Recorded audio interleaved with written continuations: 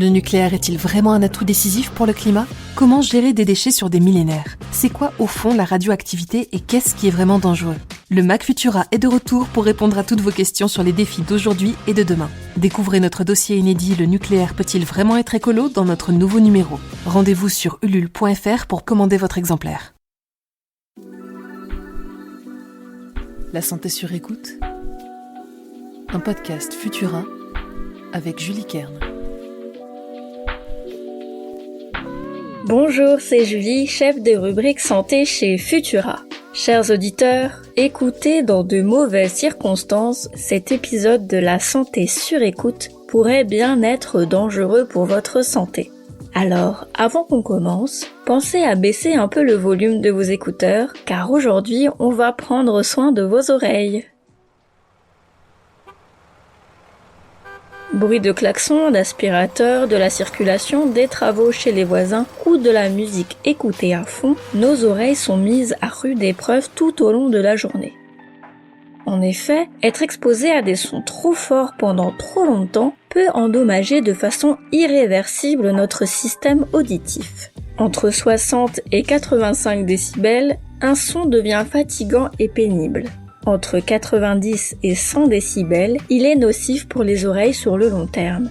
Au-delà de 100 décibels, il peut blesser l'oreille en quelques minutes.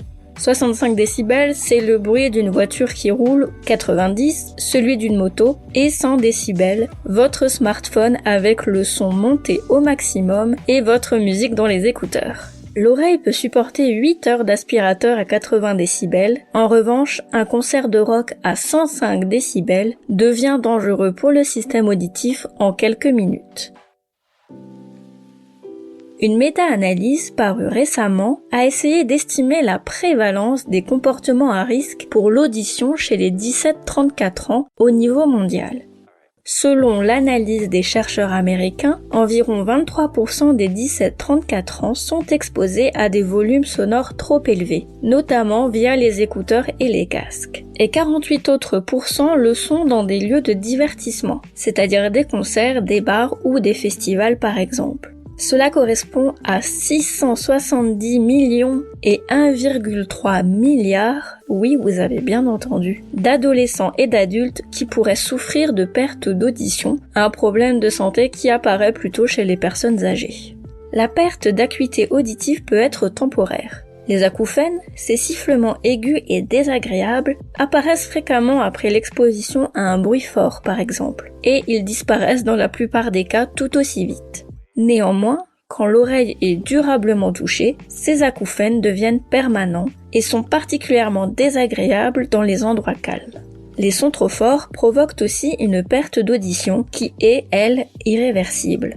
Quand elle est d'environ 20 à 30 décibels, l'oreille ne perçoit plus les sons aigus ou très faibles. On parle de déficience auditive modérée et cette dernière passe la plupart du temps inaperçue.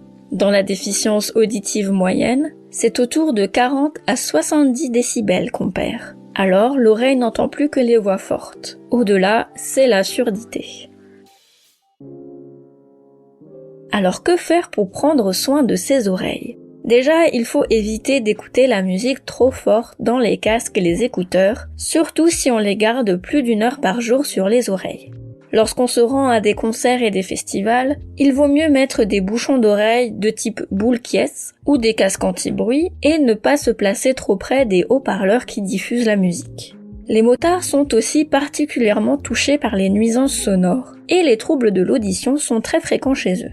Ici, un bon casque insonorisé permet de réduire les nuisances. Dans tous les cas, si vos problèmes d'audition persistent, il faut consulter un médecin sans hésiter. Des petits réflexes qui permettent de garder sa santé sur écoute. Merci d'avoir passé ce moment avec moi. Vous trouverez les sources de cet épisode dans la description pour vous forger votre propre avis. N'oubliez pas que les informations partagées pendant cette capsule audio ne se substituent pas à un diagnostic médical émis par un médecin. Si vous avez le moindre doute concernant votre santé, n'hésitez pas à consulter un professionnel. Pour nous soutenir et améliorer notre visibilité, abonnez-vous et partagez ce podcast autour de vous. On se retrouve dès la semaine prochaine pour un nouvel épisode de La Santé sur écoute. À très vite!